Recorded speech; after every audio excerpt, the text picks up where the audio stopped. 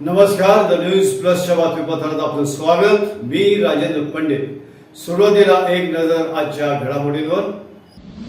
78वा स्वातंत्र्य दिन देशभरामध्ये मोठ्या उत्साहात करण्यात आला साजरा. शहर आणि जिल्ह्यात करण्यात आलं होतं विविध कार्यक्रमांचं आयोजन. महापालिका प्रशासनाकडून माहिती अधिकाराचा अपिलीय अर्ज घेण्यास करण्यात आली टाळाटाळ. निषेध व्यक्त करत छावाच्या योगेश पवार यांनी केलं अर्धनग्न आंदोलन.